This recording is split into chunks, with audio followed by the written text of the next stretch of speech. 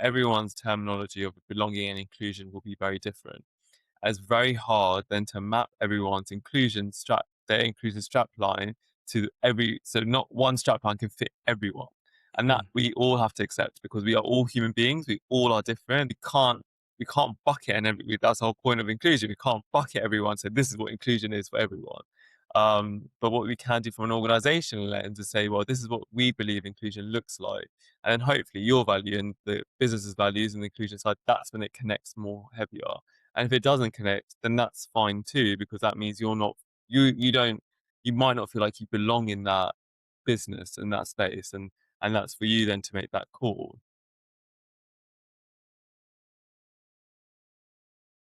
Some conversations can fundamentally change how you see a subject. Today's was one of those. Karan has a way of explaining getting into the mindset of an older generation, yet seeing the younger generation's perspective and bridging that gap. The way that he sees diversity and inclusion is something that I've never come across in this way before, making the diversity part as a byproduct of inclusion. We get into so much into this conversation. He's so wise and intelligent in terms of bringing these concepts together. It's such an interesting conversation, so stick with it. There's a lot to learn from it. So enjoy this conversation.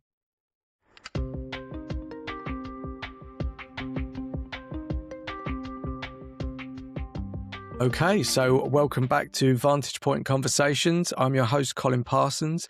If you've been here before, you understand the format. If you haven't, basically I get to ask loads of questions, be curious about subjects I know something about or nothing about.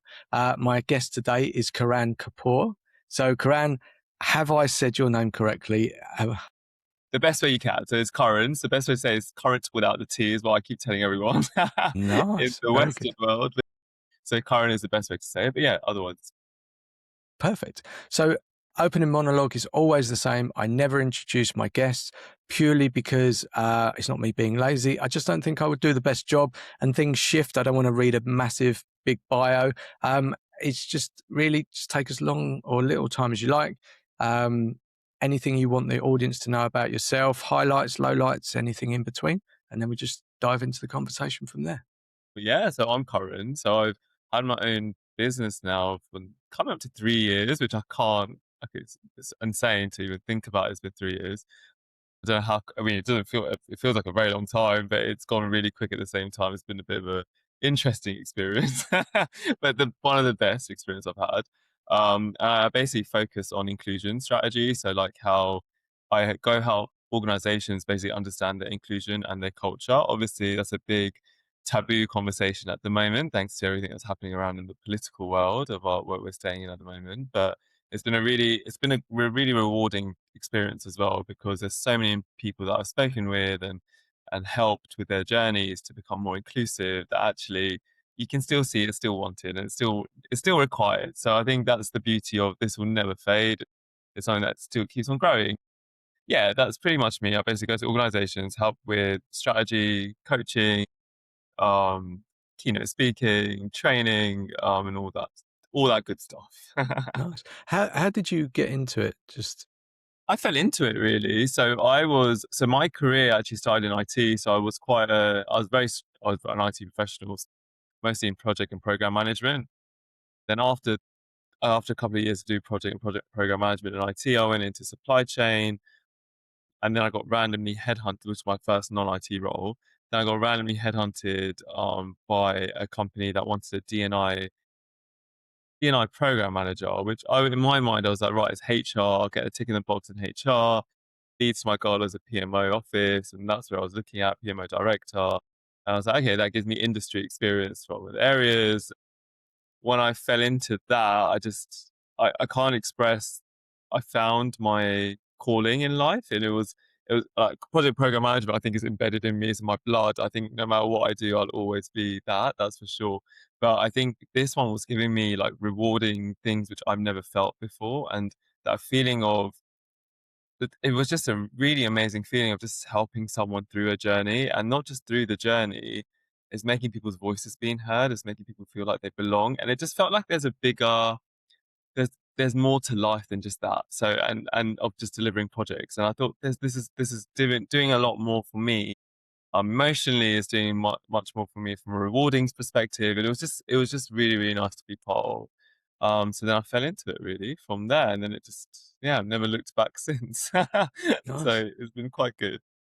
I often think this about work is that we there's different skill sets in different areas, and oftentimes we start out in one direction. We go, okay, I like certain aspects of it. That really aligns with me. And then as we progress, we move along, and you take those skill sets and like that program management, but often a lot of the skills are transferable. They don't look Yeah, like they might on paper, that you kind of go, oh, okay, well, that's a very different area. But when you go into another, you go, oh yeah, and actually it's much beneficial, much more beneficial, because you bring like a whole different perspective to an area where most people see it as like quite siloed and they don't look left or right. And so that can bring such a fresh perspective of way of doing things, of the way of thinking about problems and solving things like that when you've done something completely different. Have you found that yourself? 100%. I've always whoever I coach as well from the career side as well, 'cause I do a lot of different type of coaching sometimes. But I definitely say if you've got the skill and it's transferable, that's kind of like your go to any market that you want to go try something different in. Because like for me, for example, project management and program management has always been my skill of transferable. So no matter where I went in IT or I went into supply chain or HR or M&A, which I've also done, I've never felt that problem of settling in from a project program management level, because that's the skills I already have and that's easy. I can literally go in and say, okay, this is what you need to do. And it's similar, it's the same thing for every single function from a project or program management lens, right? Milestones, deliverables, governance, da, da, da, da. All then you're doing is learning how the function works. And if you're curious enough to learn about something different, then you're just building knowledge on the function. So actually, what you're then gaining is you've got a skill set which you already are really strong at. You're then building more of your skill set with different areas of functions around you. So I think that's what I always feel. And I think I always tell people never to go out of their comfort zone. And I've always been told this in my life. Like I have a lot of judgment in my career sometimes because they're like, oh, you don't stick around in one place, or you jump around a lot, or you go from function to function a lot. You're not specialized, and I'm always like, well, I don't need to be specialized, because realistically, I want to learn, I want to be curious, I want to grow, and I don't want to be pigeonholed into a system which I don't believe in. Just to say, well, this is what you need to do, then that's what you've got to do, and then that's what you've got to do, because actually that's not always the case. And I reflect a lot on my own journey, and actually think, well, if I hadn't fell for that D&I role at that time, I wouldn't have been doing what I'm doing today. I wouldn't have a business about inclusion. I wouldn't have worked with really amazing organizations to help with their inclusion strategy and their inclusion behaviors. And I always say, well, if I hadn't done that jump, that would have never happened. I would not be talking about this, and you and I wouldn't have met Yeah. talking about this today. So yeah, I always think it's an important thing to remember. Yeah, I'm a big fan of not fitting into boxes, because Yeah, I think that gives a lot of control and comfort for organisations, and you know, like you say, being known for one thing, and especially in this world of doing like these lives or podcasts, whatever you want to call them, you know, people want to put you in a box. They want to say, right, what are you known for? And I really struggled with that, because when people try to do it, I go, no, I want to, I'm curious about everything. Why do I want to limit myself on, you know, just talking to coaches about leadership or something like that? I'm like, no, like there's so many fascinating conversations. And I often see the patterns like you do, like between those things. And you go, okay, well, I can see this, but these two areas would never speak, or they never cross over. They're like different planets. And you go, yeah, but actually there's a lot of common attributes between them. And I go, okay, but if you just tweaked this little part, which they do over here differently, actually things might flow. yeah, Um, so let's just move on to the so D&I, so diversity and inclusion. Is that right? Okay. So I also want to talk about the culture part of it, because that is really a big overlap, or it's the big, I don't know, the way I see it is the big umbrella. For me, culture is something quite intangible. We can't Yeah. often put like it doesn't belong in a spreadsheet. Can't Yeah. put a value on it. Yeah. Um, People feel it. They can try and express it. We often try and put it into words.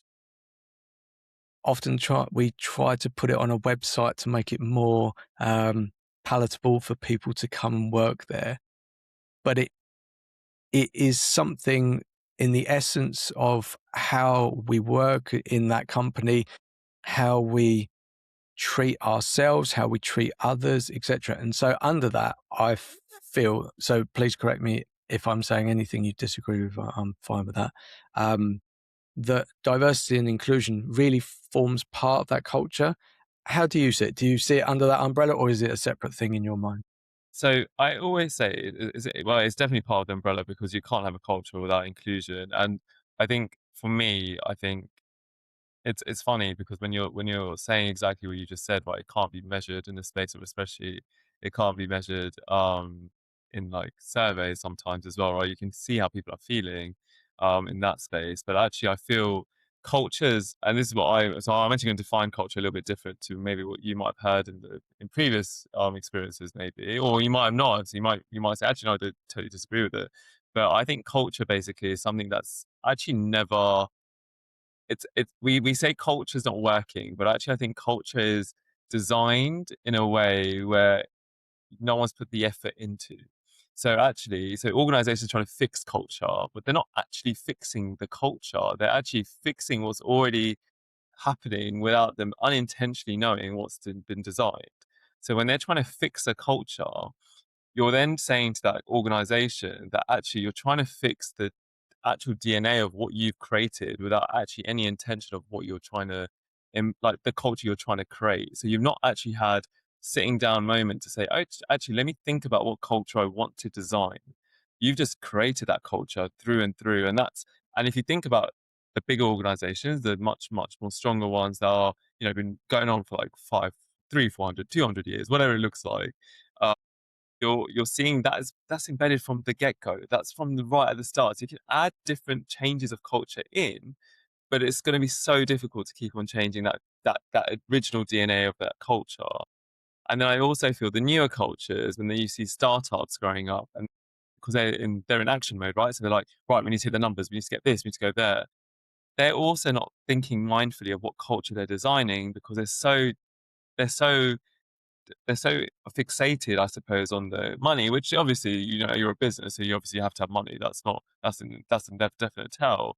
But they're so fixated on something which they can't actually they're not thinking about actually like, what culture is it actually I want to design? What's culture that I want to actually have in my organization? And then what then organizations do is they start creating values. So this is our cultural value. So I'm going to stick it on a wall. I'm going to put it on a conversation. Oh, you're having a conversation. That's not part of our values. And they start embedding that mindset. But actually, it's like, what are you actually trying to fix in your culture? And have you accepted that actually the culture that is already designed has not been intentionally designed? Are you okay to break that design? And how are you going to take that opportunity to break that design? So I think that's what I classify culture sometimes as when I'm describing it to other clients. And where does diversity and inclusion fit in that worldview? Is that like a subset, or is that actually part of that DNA? Or So how is that for you? it's funny because I think what happened in a lot of the world is you got DNI as the diversity inclusion as the kind of tokenistic terminology, I'd call it.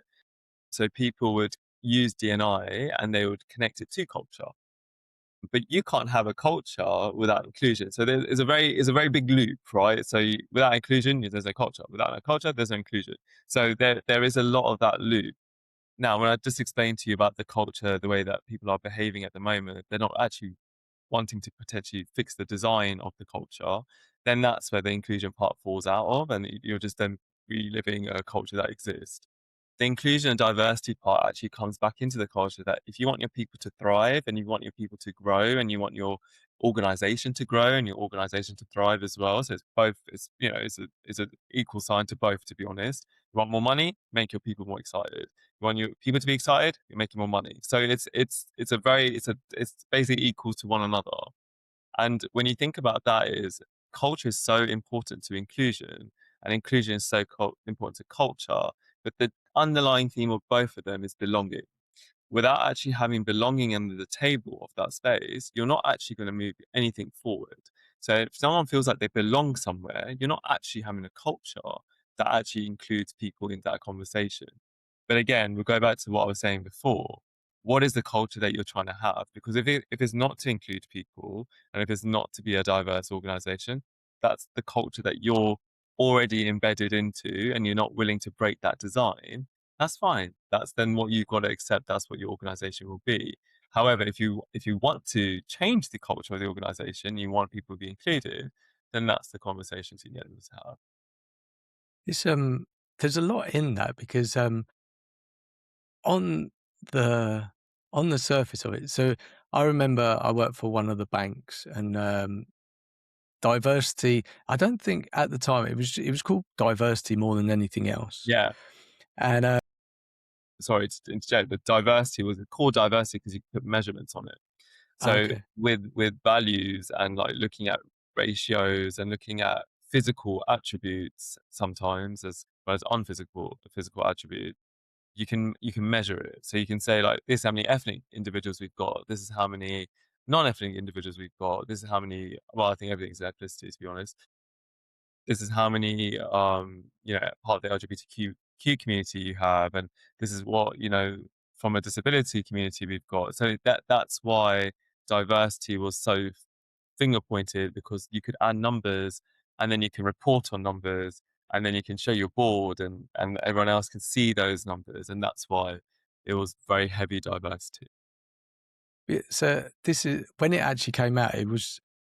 It felt very much like you said, like you've got your culture, and then there was this diversity thing that you just tag on the side, and Yeah. it felt like okay, in order for the outside world to accept us or to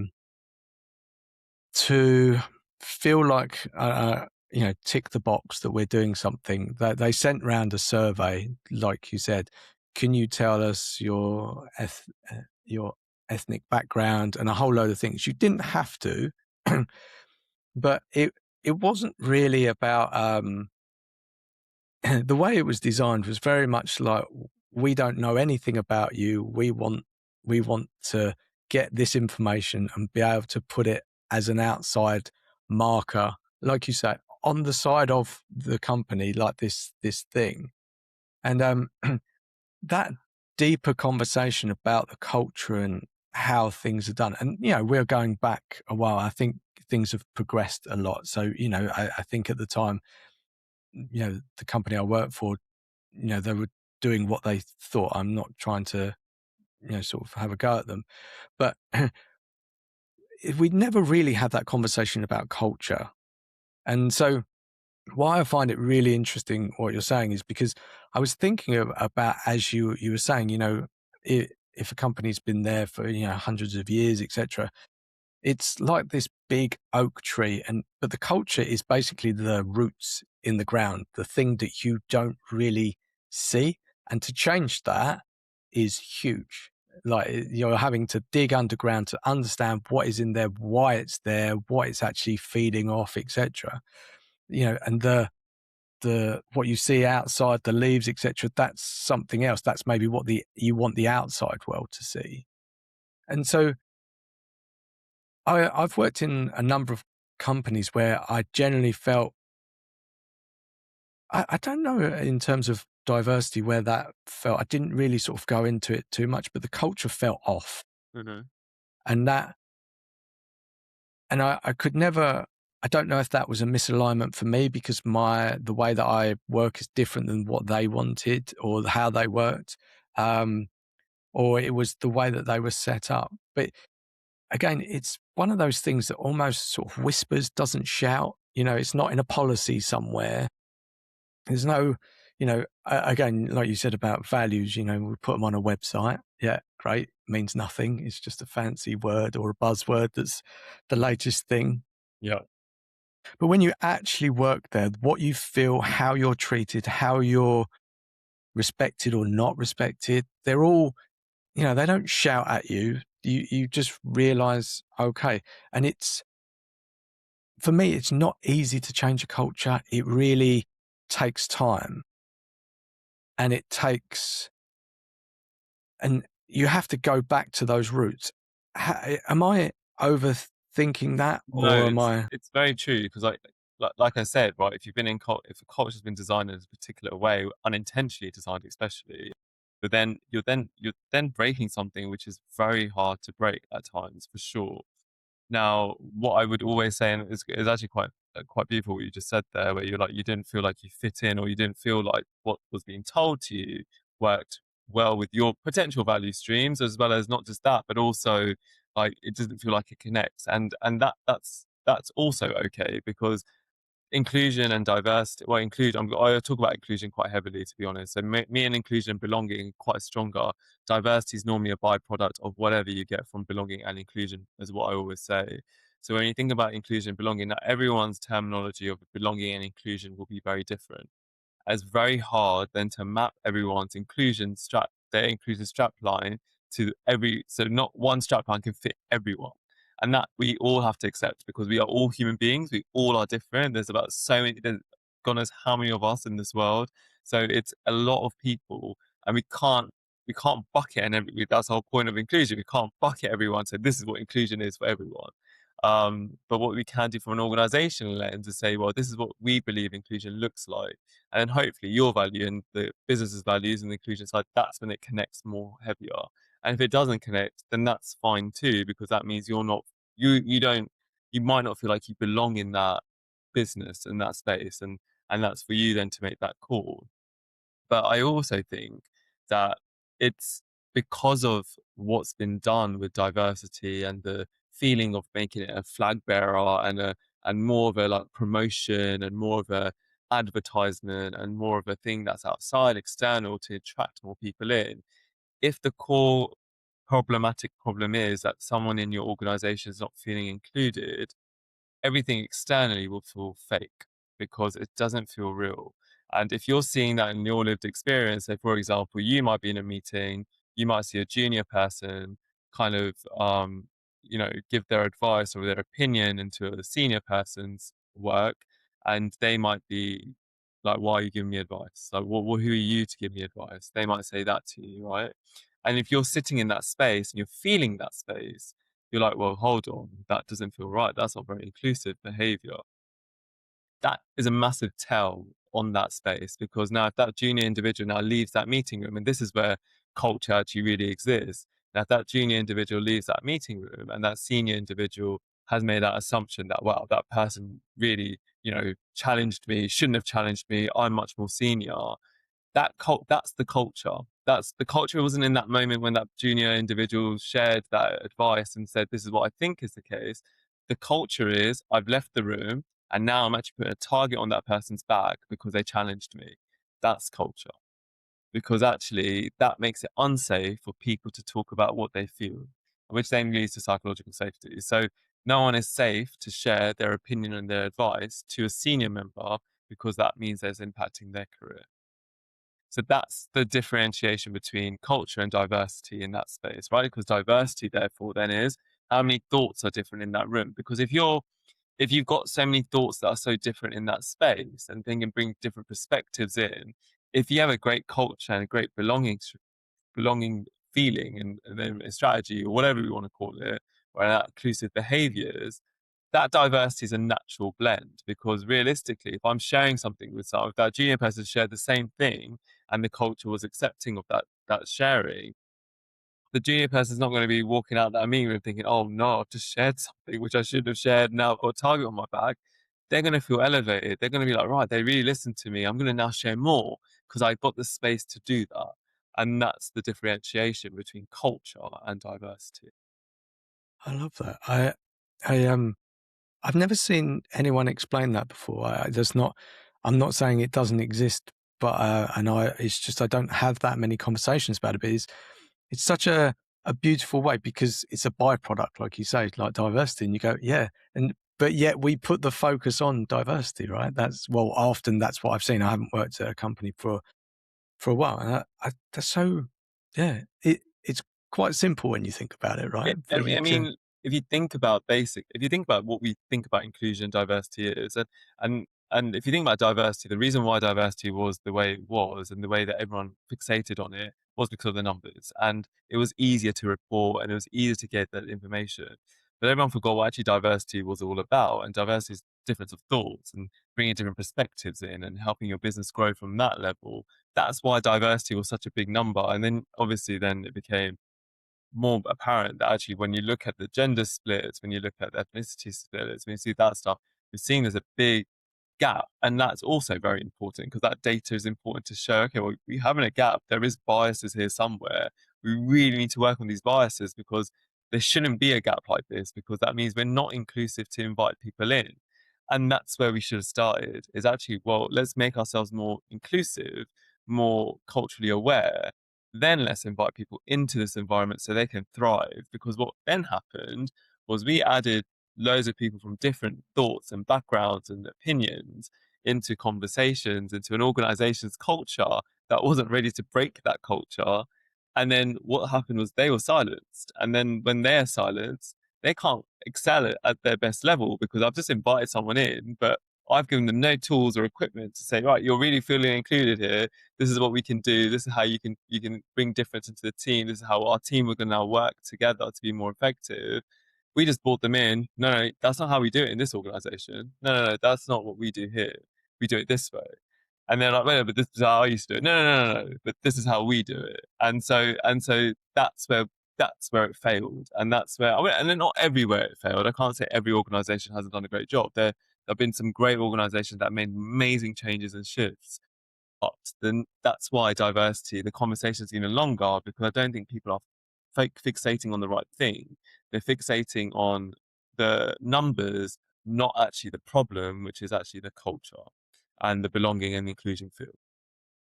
It's uh,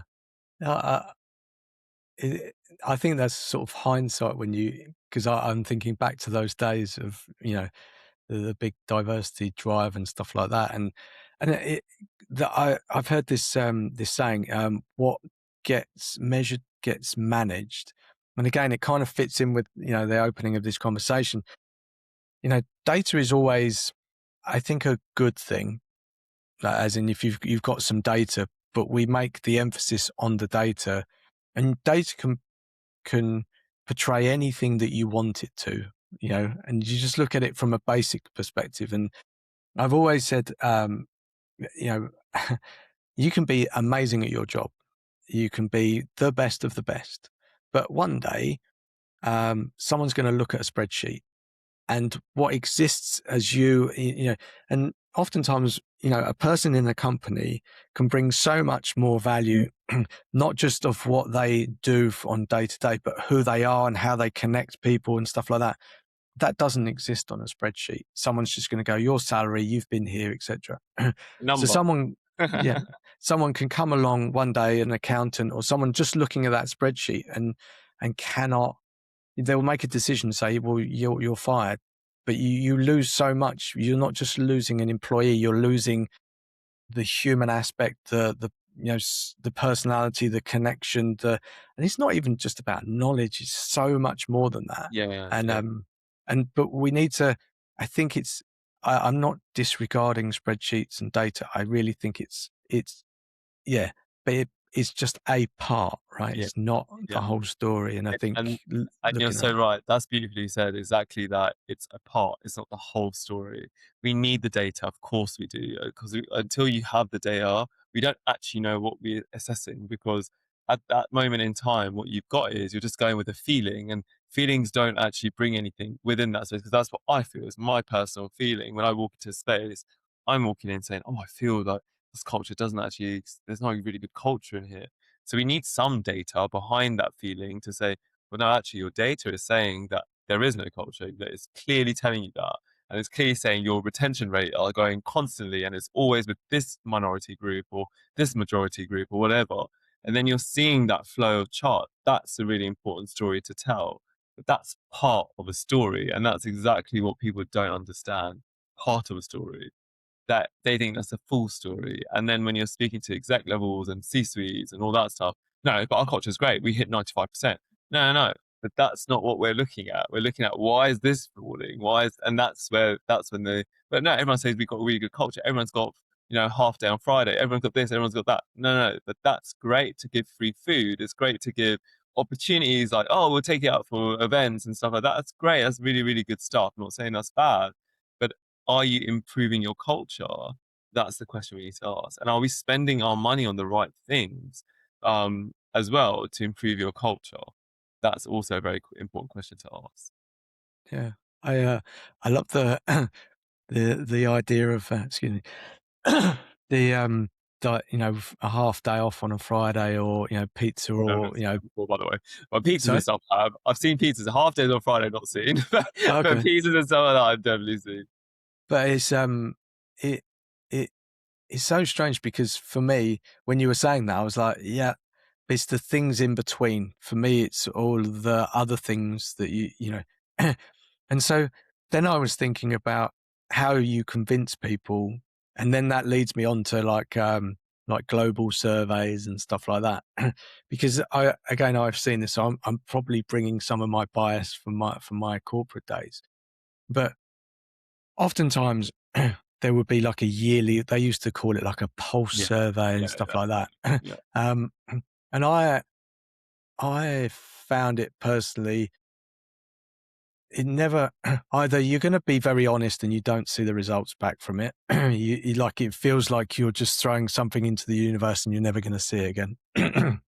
Or you don't feel that you can be honest because there's going to be a backlash. yeah, Like you go, yeah, my manager's terrible, or something like that. And then that message gets to the manager, and then you get in, it's even worse. And so I I feel that there's somewhere of, you need to understand your staff better. And that doesn't exist on a survey. I'm not saying there's not, it's important to collect data again, but you also should try and know your staff in a way. And then I was thinking about how you said, like, when you're talking to like C-suite executives, etc., they love a little presentation, something, a few slides, etc. Oh yeah, we've got this. And always, again, I was always told to give the best example. So I would always give, like, what I in any presentation, I would give a what I felt was an honest presentation of the figures or whatever. And then when I would show that to a boss or something, they're like, no, let's make this a little bit more shiny, and let's focus on the better aspects, so it's better received. But the reality for me is that by doing that, you're covering up, or you're just trying to make that person feel, yeah, things are better than they are. And it's not focusing on the negativity, I don't think that, but actually really reflecting what's going on. But that can be very difficult, like you say, in terms of expressing feelings. And that, trying to translate, um, you know, data plus feelings or awareness plus all of that, that's quite a difficult message to get across to a certain type, I would say, C-suite people that are not really focused on people and stuff like that. How do you do that? Like, because that feels very complex to me, and maybe it's just my bias, but where do you start with all that? so I think, like, it's all the way you tell the story as well, right? So I think that's an important way. And to your point, look, to get your pulse surveys and your engagement surveys hitting the mark to where we want it, you need everyone to actually fill them out. So when you only have a small amount of people, so for example, they might have like 60%, 70% people actually fill it out, and then they have to base it based on the 70% people that filled it out. That's not telling you the whole story of the organization. That also, when you're then going to higher levels and having the conversation, that 30% will be like, well, not, you haven't got 100% people telling you. So that 30% might skew the results a little bit better. So you might get a higher engagement than, so that's one downfall from the gap. But I also feel if you've got the psychological safe space where you feel like you're safe to say what you feel, not worrying. And I know that there's a lot of phenomena, like they've hidden a lot of the stuff. They've done a lot of that kind of way where you don't need to share your details and your names are done, they need to group it, and then it's quite confidential of how it's been grouped and stuff like that. That's for sure quite well taken care of from the organizations I've worked with, especially, and where I've worked. It's shown that there is a lot of care and attention taking place to make sure confidentiality is quite strong. But it's also quite telling if you've got a small team and it wraps up the kind of terminologies, the words you're using, is going to be quite obvious who's talking about who.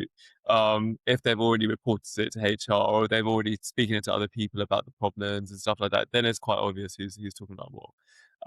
But I always say that it's really important to have the voice, and the voice is where, I mean, the people that are working there need to share their voice. And if they don't feel safe to share their voice, then that is telling in itself that your culture is not psychologically safe, and you have a lot of work to do to be able for people to share what they're feeling and how they're experiencing their day-to-day life. Because we work so much in our working, we work more than we do anything else socially, mostly. So, and if you think of that space, then you need that individual to feel like they really feel like they belong in that space and feel like they actually feel safe in that space too. So when it then comes to sharing that knowledge of what we need to do, so once you've got a good psychological safe foundation, then sharing it to C-suite level, and that story needs to be quite truthful and also quite direct. I never, so when I used to share any information back to C-suite level, I would never I wouldn't dance around this problem. I'd be saying, right, looking at your data, looking at this is what it is telling me. And actually, when I'm factually telling some, and they're more factual, right? So you have to, emotionally, they probably might not connect. Not everyone. I can't bucket every single C-suite the same, so that's not unfair to do. But I would say, like, they would want more facts. It has to be factual information that this is what this is telling you, and this is what the problem looks like. So that's how you need to give that information back to that level. But that information can only be true if the foundational psychological safety is embedded. And if the foundational psychological safety is not embedded, then you see the gap. But then you can also say that you remember I was saying about 70% might fill it in, 30% might not. That might also be telling that why is those 30% people not filling it in? They might not be because they're lazy. It might not be because they can't be bothered or they run out of time. They might not just feel safe to talk about what they feel. So that 30% could also tell me that that could be a big chunk of the business that's saying, I'm not feeling safe to say what I feel here. Because realistically, if you're 100% thing, I'm like, yeah, I want to tell the business how we can grow better. I can share what I want to do because you're fully engaged, you're fully safe, you want the business to thrive as well with you, and you will give your advice and your opinions back quite easily. And so I think that's massively telling as well. But yeah, I would say the best way to share, I know I'm a bit off topic, but the best way to share that stuff is through quite factual information. And yes, fine, presentations, there are people that will make words and things sound better and stuff like that. But there's also ways where if you've got comments and you can get that comments out and you can share with this is what the harshest comments look like, and this is what people are saying, and this is the majority of what people are saying as well. It's a theme that's coming along. Then you're saying, well, actually, theme wise, 50% of your survey results are telling you this. That's a theme. That's what you need to work on. So it's quite factual. It's a very factual conversation. Yeah, it's it's interesting because then I was thinking about the surveys, and I've seen it done in different ways. Oftentimes, it's done like on a scale. How do you feel? Yeah. From one Yeah. to 10 or Yeah. whatever. Yeah.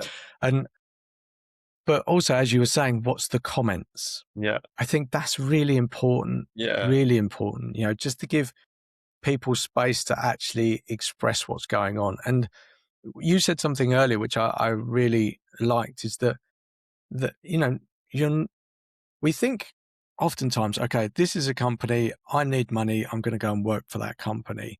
And then you go, right, okay, there's this exchange. But oftentimes I've seen it, the culture or the way that they work is misaligned with your values or whatever. But you said that's okay. But we seem to think that it's not okay. We seem to think everything should be aligned with us. And I see it oftentimes as, when you try and put opposite sides of a magnet together and they kind of push away, that's how I feel. Yeah.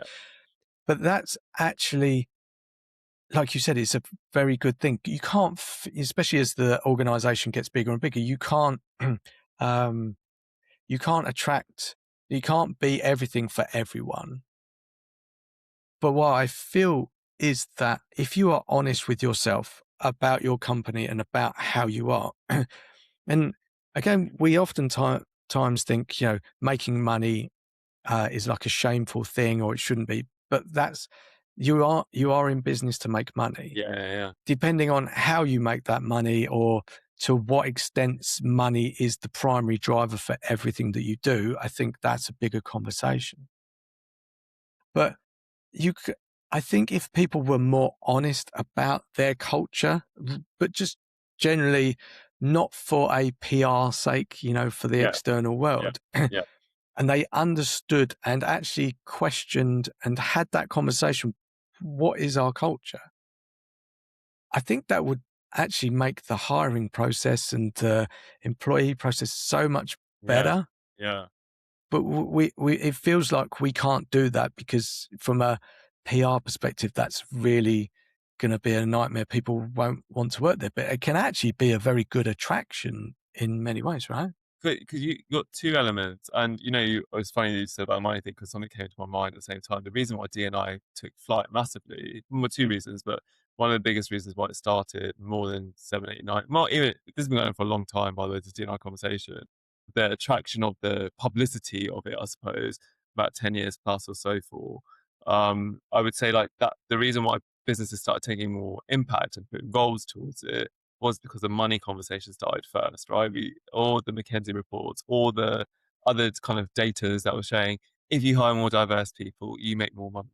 And that's where the tagline was, and that's why the roles started to increase and so forth. And then when George Floyd happened, then that even elevated it even more. So, but before George Floyd and all of that, it was actually more about okay, how can you make money as a business? So that's where the conversation actually started. I remember even seeing loads of decks in the past before I joined. A lot of different types of organizations saw what they were talking about inclusion wise. It always said if you hire more people, your business will grow X amount. And that's how it started the conversation to, oh yeah, let's do it. Let's get more people in because we're getting more money. So that's where that mindset came from a money perspective. Sorry. And then and I thought that I had to share that because I think that's a really important thing to remember.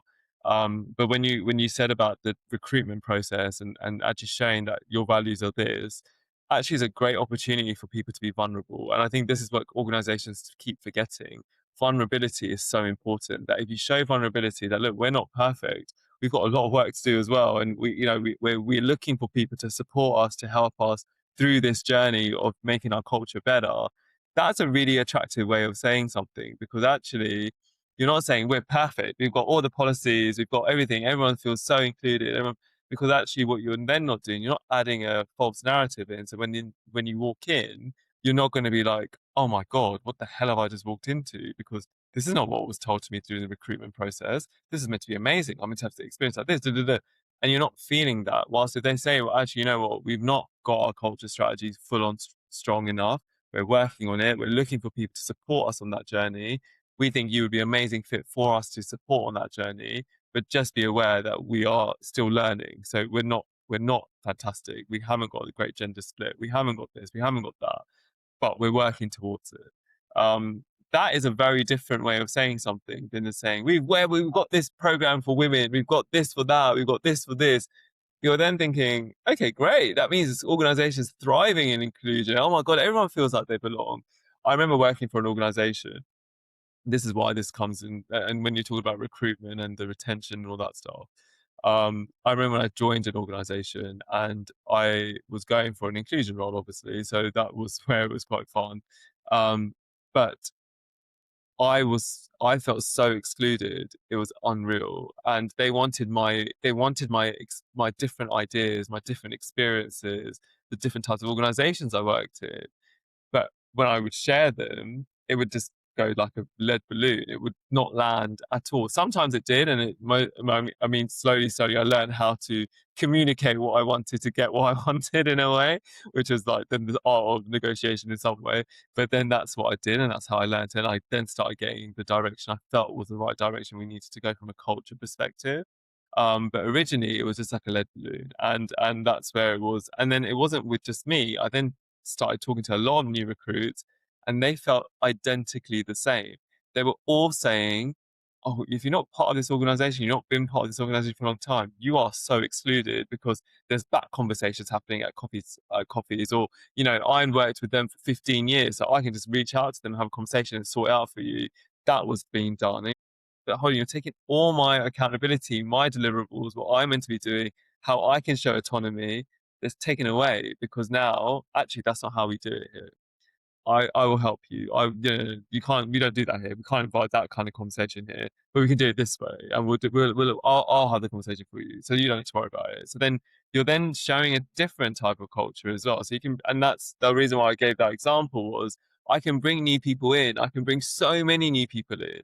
If your culture and your behaviors are not inclusive to add and say, this is what, we really want to hear you. We're going to work towards understanding what you're saying, not just automatically say no.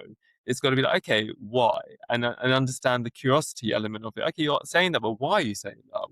Why would you do it this way? And why wouldn't this one work? Like, can we just talk that through and then understand, oh, okay, actually, yeah, what you're saying does make sense. Or the other person might say, oh, actually, no, the way you're saying it actually does land, but if you just add this part onto it, it will land better. Then you've got a mutual working relationship and an inclusive mindset because you're sharing you're like having a conversation about what you could do to make it better rather than just no, that's not how we do it here. And that's why I thought that would be quite a good example just to show that feel. That there's so much in that. That word curiosity is Yeah, very powerful though, yeah, because I was thinking, if you have a culture that's, is trying to change, you really need, I would suggest, and again, please correct me, you're the expert here. You do need a set of people in the right positions to be curious and open. And then the word non-judgmental jumped out at me because I believe this exists. We judge ourselves more harshly than anyone else is going to, the voice in our heads. But that plays out in very weird scenarios when you're in the work environment. Um, but so I was even thinking about like how you were saying, that scenario of you go into a company and then someone says, "Oh, well, no, I'll do that and I'll reach out to them." That can also be done from a potentially good place. Someone's thinking, "Oh, okay, you're struggling to try and get an answer. I'll go and do that because I've got this relationship." They might be seemingly trying to help. They might go, "Okay, yeah, but I've got this connection. I've got some influence, so I'll yeah, go and do it." yeah, yeah, yeah. But but Yeah, you're actually bypassing the problem. You're avoiding it. You're going, right, okay, yeah, new person in the company, yeah, I can get this done for you. Yeah, I know how it works. But you're still existing in that ecosystem of politics, relationships, etc. And that is and it's quite invisible, right? You yeah, really need to pay attention. And that's why I bring that back to the curiosity, because stuff has happened over many years. You've built these relationships, etc. Being able to be aware enough about our own actions, and I often say awareness is like a superpower. yeah, What is actually going on? What's driving that? Is that an ego decision? Is that like an insecurity? Whatever it is, and then being able to see that run throughout all of the teams, all of the people, etc. Kind of, I think of it a bit like the Matrix, to actually see what's really going on. That's not easy. And that takes people that can see things differently, have a little bit of distance that maybe not in the details, but really kind of go, okay, and be curious and not non-judgmental, because in those conversations, it can be easy to kind of point fingers and go, well, you're doing that, that's yeah, wrong. yeah. How, like, that's a It's lot of work, right? Yeah, it is, and it's curiosities on both parts. Yeah, so I think it's really important that we always remember that we can't just expect curiosity is just going to be on their end. The one that's the one that's potentially arguing or challenging you. Why are they not being curious? Why do I need to always be curious? you need to be curious as well, right? Because it's not like you're right. So when I walked in that space and I was saying, well, I think this is the way we do it, I wasn't like, this is how we should do it, this is how we should always do it. It wasn't like that. It was more the fact that I was curious to understand why you're not interested to understand more about what I'm saying and how I'm saying it. So I'd ask the questions about understanding, okay, what is the process that you guys do here? Why is it working that way? How is it working that way? And then I then would also ask my manager directly, like, "Hey, why are you feeling uncomfortable with what I'm saying? What's making you feel uncomfortable about it?" Because actually, it's not me trying to be it wasn't me trying to put them down. It wasn't me trying to say, "Oh, I'm amazing, you're not." It wasn't any in that space. It's just me to be curious to understand, okay, you're behaving this way, but why are you behaving this way? What is triggering your behavior back at me that way? Because it's important for you to understand what that is, because then you then understand more and more about, okay, well, this is why they feel that way, and how can I then share with them, this is where I'm coming from, and you get more and more deeper in the conversation rather than just saying, no, that's not how we do it here, right? You get that kind of respect back. Curiosity is a really difficult one as well, because as human beings, right, we will automatically react really quickly.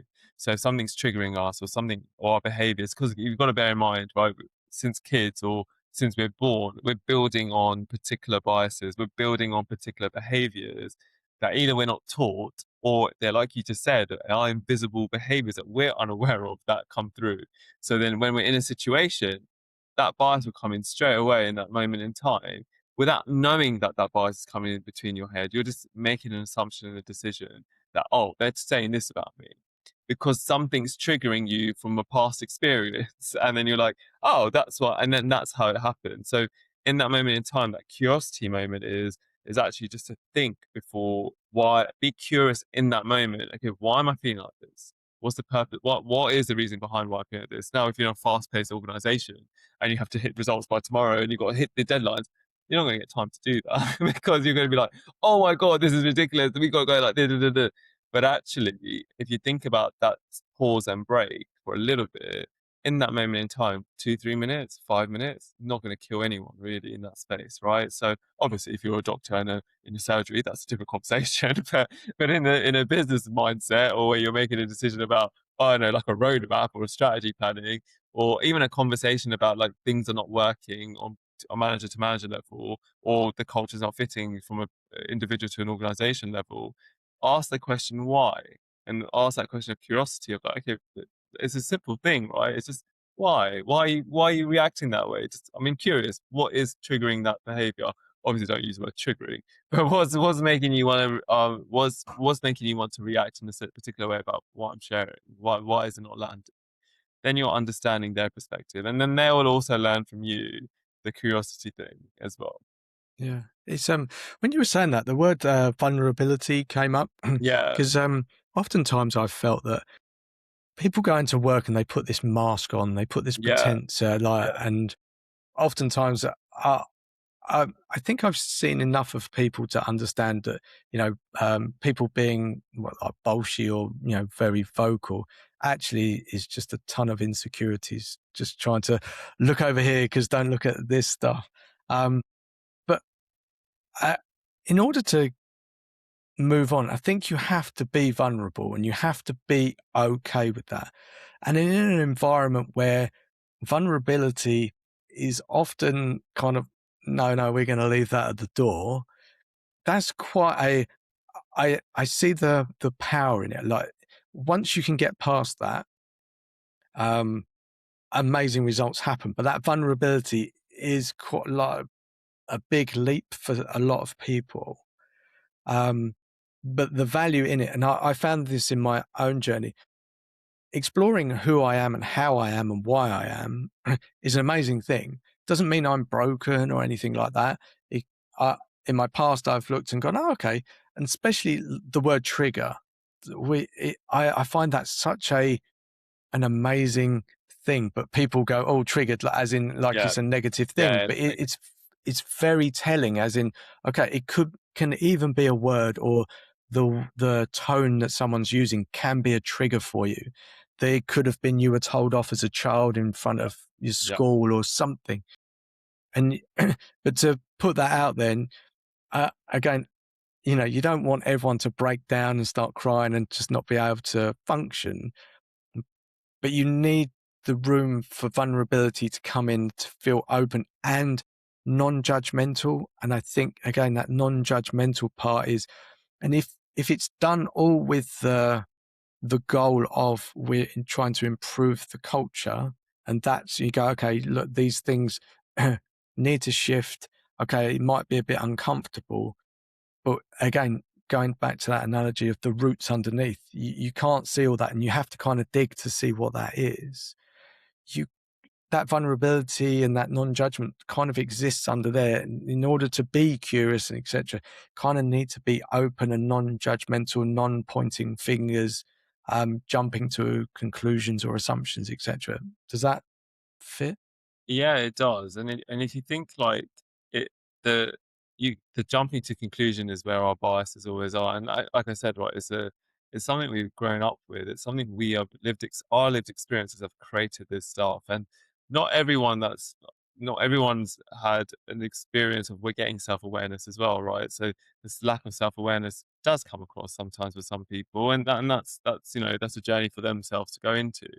But when you think about your bias and how you continuously have a bias is because of your lived experiences that have embedded that bias. Now, if you've never seen anything different than being seen in an environment or been in environments that have never been different to you, you're always never going to have a different perspective, and you're not going to understand difference because it doesn't work in the environment you're in. Your friend circles are not like that. Your families are not like that. Your partner's families or whatever, like your the wider circles or whatever, your extended family, whatever it looks like, they're not like that. So then you're never going to see a difference of perspective. So everyone thinks the same, everyone looks the same, everyone feels the same, everyone.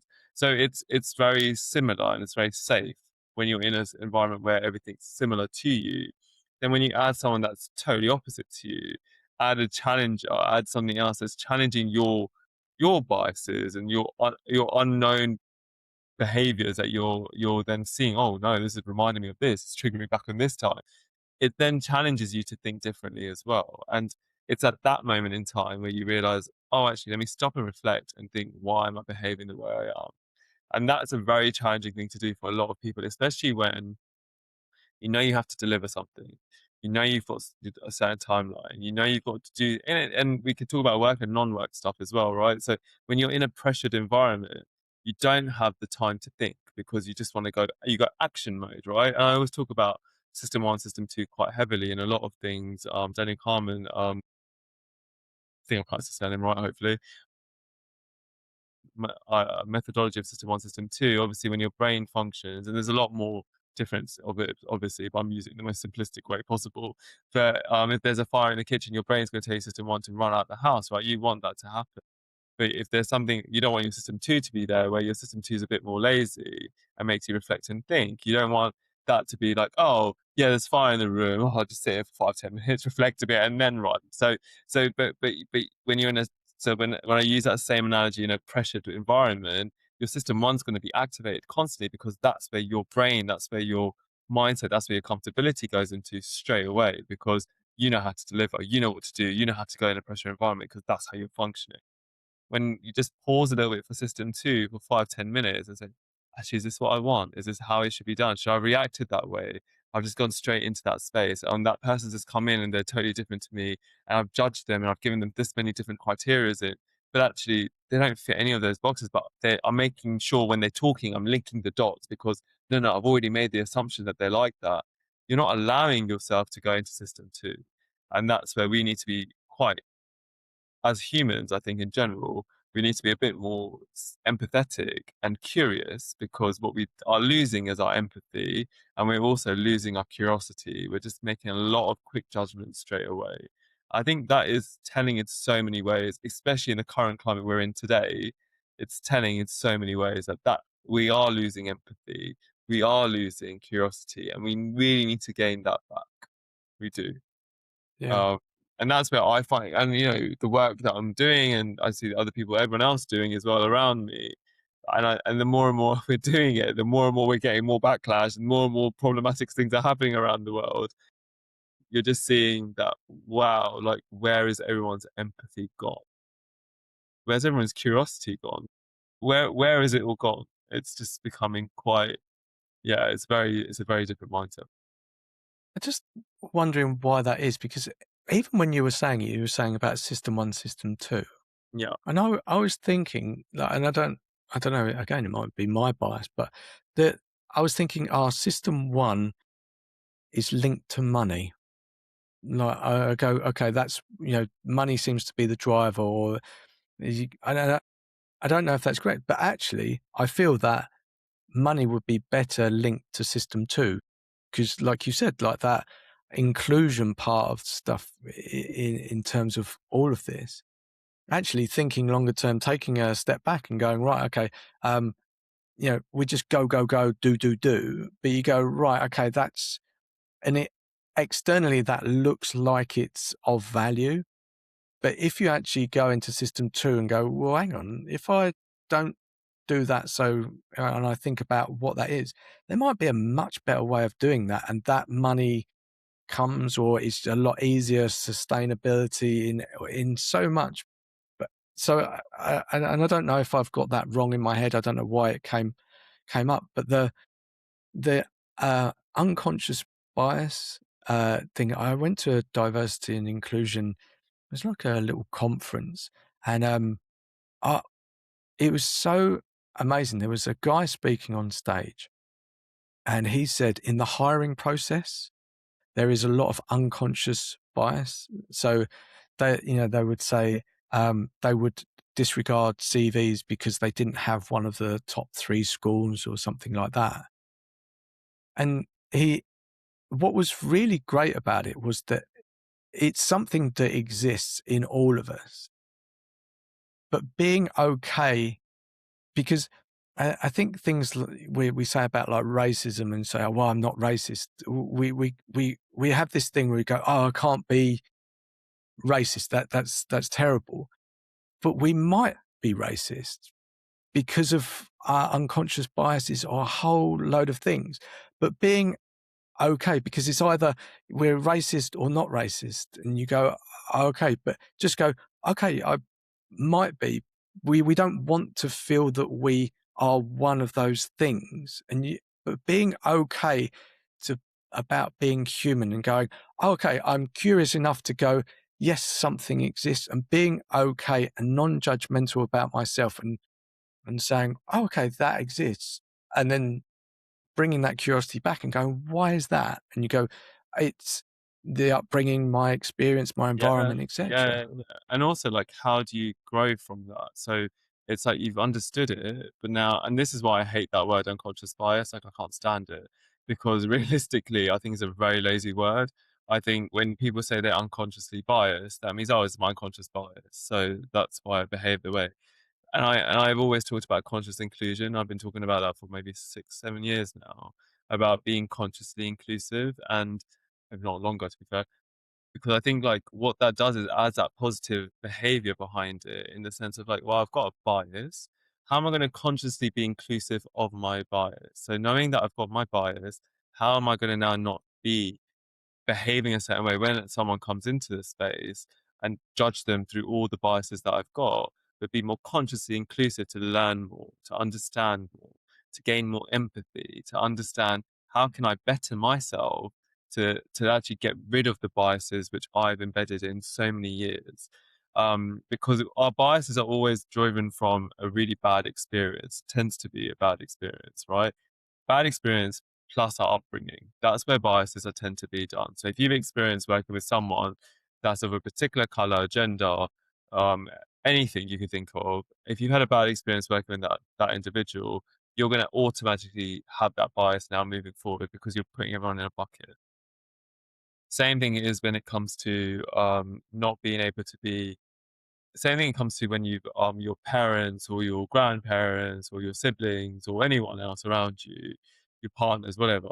Like what you'll see is that even their biases have an impact without you knowing. So you might automatically have a bias without actually knowing that, and then you don't feel it, you don't notice it. You have got loads of different types of different diversities around you. You don't know it, but there might be a comment said in a really angry moment, or you're driving and then you've got some road rage on there. You will say a word or you'll say something and you'll be like, oh no. And then you'll realize that's a bias. And that's still embedded in you.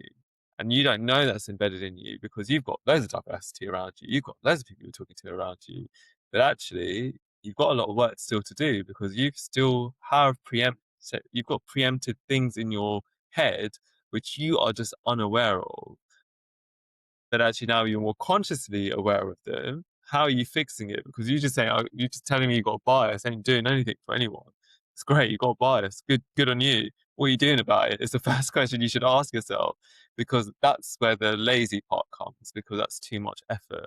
It's too much hard work. It's a lot of skills, there's a lot of vulnerability, which we are not taught at all. We're not ever taught to be vulnerable, right? So if you think about even when we're at school there's no vulnerability. You've got to be part of a system. And education is important, of course it is. I'm not saying that it's not, but the way we're doing it is a systemized way. So if you're not doing this, and if you're not getting these grades, you can't go here, then you can't do this.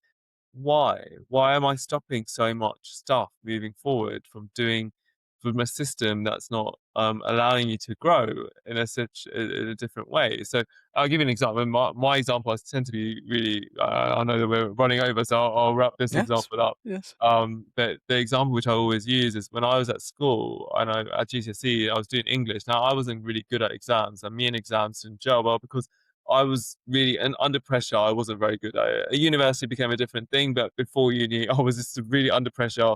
And I was like, oh God, I don't know how to answer the questions very well, blah, blah. So my English exams, my exams weren't that great. And in English, it wasn't good at all, to be honest with you. Like, I mean, it wasn't bad, but it wasn't like, wow, he's like, an A star or a nine, whatever these gradings are these days.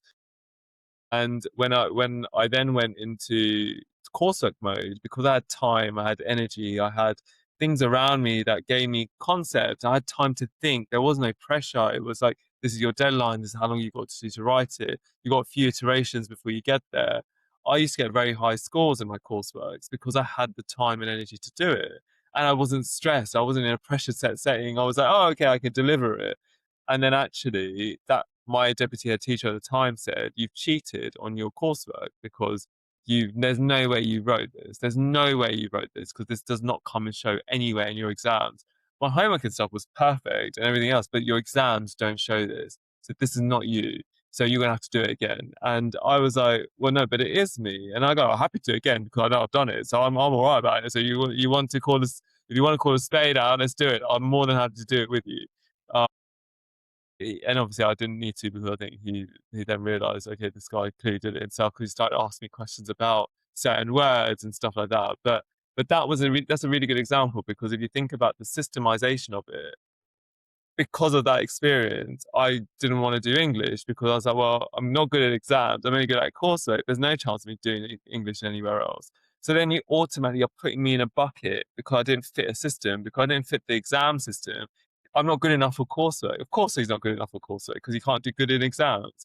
But actually, no, I was really good at coursework, but I was really bad at exams. Doesn't mean I'm bad at English. And that's where we are taught a lot. And this is the vulnerability side of things. So like sharing that to someone, especially then when we're looking for jobs, if you come out of university and you're not in the top 10 unis, or you're not in the top 50 unis, and you're looking for jobs where recruiters are saying to you, oh, you're not even in the top 20, you're then going to have to be about, like, you can't be as vulnerable then, because you're like, no, I have to show like I'm at a level, and I've got to be.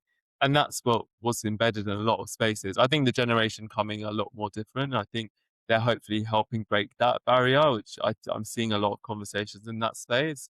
But I think my generation in particular, that barrier was really strong, and it was something that was there. So I'm hoping the barrier does break quickly, Yeah. and fast, to be honest. But Yeah. yeah, but go back to that. That's why I use that example, because that is what you're doing. You're systemizing something, and we're not been taught to be vulnerable. Yeah. I think I'm such a big believer. I don't want to beat up on the school system, but it hasn't changed. And, Mm. I have two young children now, and I, the thing is, it's always like a pass fail. And I Yeah, think that, and the problem is that message seeps in, and that has an impact on your whole life. As a child, you see loads of red pen over something, and so I live in Luxembourg, and my daughters speak English, but they have a German mother, and they do this. But what happens when you see something is wrong? They'll write a whole sentence, and they'll get one word wrong, and there's a cross over that word. And so fundamentally, the message you kind of get back from that is that sentence is wrong. Hang on a second, that is 99% correct. It's just that word. But we don't account for that. We don't allow. And again, that whole how we are and who we are isn't really accounted for. It's, like you said, the prime example is, like you said, exams. You've got to cram your brain full of all this stuff in a high stress thing. You want to. Who doesn't want to be good at something, right? Yet it's. And then you look at other people. You're doing this whole comparison thing. There's a lot of pressure. You want to make your parents or whoever proud of you, and you're putting all this pressure on yourself to do something in a situation where something can be phrased a certain way, and your brain's so locked up in stress that you don't have that freedom. Yet all the system is designed to work that way. And I know obviously it's such a big conversation to have, but to break that down and actually understand us as humans and how we work better, like, I think we would get so much more out of ourselves, out of our lives, if we rebuild that.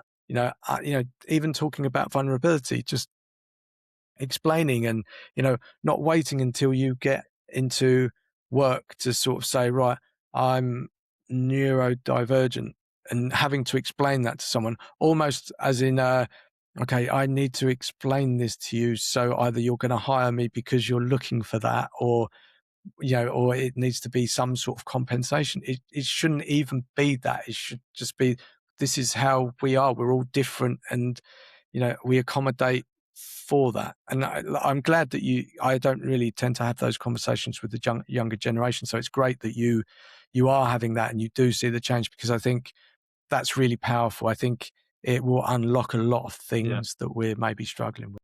There's a slight change. Obviously, that comparative narrative which you were talking about, that's installed in school. Despite what anyone tells me, that is definitely installed in school. You are comparing to your school peers. You're comparing yourself to maybe people that are older in your family as well. That they hit this number, they went to this uni, they got this grade, they got that. So that comparative narrative starts from there, and it continues to grow. And yes, we try to say don't compare yourself to others, but how do we teach ourselves not to compare ourselves to others when there's a system in place where we can only compare ourselves to others, that we only have to compare our grades, we have to be the top 10, or you have to get to university, then you get compared to others. So it's constant, and it only breaks. So, well, I don't know if it ever breaks, to be honest, because when you're in work, then you get, you've got to get that promotion, then you compare yourself to others to that promotion. So I don't know when the system of comparison ends, and I would love to see that. But and I think that's a big growth for everyone, to be honest with you, that comparative narrative thing. But I also think there's a system that needs to be shifted, and also support people. And I think that's where vulnerability will start and this is where people link it mostly with their kids, especially ones at the C-suite level that have kids, is that they see that they're not taking the stuff that they grew up with. So what they might be talking about now, their kids aren't taking that, and they're like, "No, that's not how it flies here. This is not how we talk like here." So then that's really good, because I've had a lot of conversations with them telling me, like, my child and I just don't get along. We constantly keep fighting on dinner tables. Like, how do I have a better conversation with my child, because we just do not get along. Our views are so different. And I'm like, well, there you go. This is why. And then this is how you have that conversation, curiosity and empathy behind, to understand them more. And they can do the same backwards to you as well. They can be more curious behind why you think the way you do, which I think is really important. That in itself is so powerful, right? Because what we're prepared to do for our children is often even greater than what we would do for ourselves. And we That's it. want the best for our children. Yeah. That is enough to break that cycle of Yeah. old way of thinking, Yeah. and, like you say, being curious. And Yeah. I love that, because that might even be like two different generations completely, and you go, That's it. oh, okay. And if you can bring that knowledge in already, you start to shift the way that companies think, right? That's really clever. So it's amazing that you get to have those Yeah, conversations and yeah, it's brilliant. It's brilliant. yeah, amazing. Honestly, today this has Are you been a lot so yeah, but no, but this is absolutely great. I've taken so much away from this. The whole inclusion part, that was one of the big shifts in my mind, as in that the inclusion part, yeah, and then diversity is a byproduct of that. That has really stuck with me. But the way that you think about it, the way that this is your world, and all of this, I absolutely love it, and I hope a lot of people get to hear this conversation and hear more about you and how you see the world. And I love it, and I think we need more people talking about it in the way that you do. I think because you do it in such a nice way. It's not like a finger pointing. It's that you understand it, and that is really powerful, because there's a lot of people do this, and again, they just do it as in need to do that. It's not, but you really get it, and you're curious, and the way you explain it is fantastic. Really thank amazing, you. because Oh, that that's has really helped sweet of you. me. Thank you so much. I appreciate that. No worries. So if people do want to find you, obviously we found each other on LinkedIn. Is there a LinkedIn. website? Is there a LinkedIn? Where's the best place for people to find you? LinkedIn is the best place for sure. I'm trying to work my Instagram out now. I've been told by a lot of PR media team that I need to start thinking about my Instagram. So I'm not ready to give that out yet because I don't think I'm there. But my company's on Instagram, not very well, but it's on Instagram at the moment. But LinkedIn is where I'm the most active. So the best place is probably LinkedIn right now. Yeah. Fantastic. Brilliant. Well, as I say, it's been a real pleasure. So I think it's even helped me change my thinking in certain things, which is amazing. I love those conversations. So for today, thank you so much. It was thank a you. real, Thank you real for having pleasure. me. Thank you All so right, much. man. All right, man. Take care of yourself. Cheers. Bye. Bye.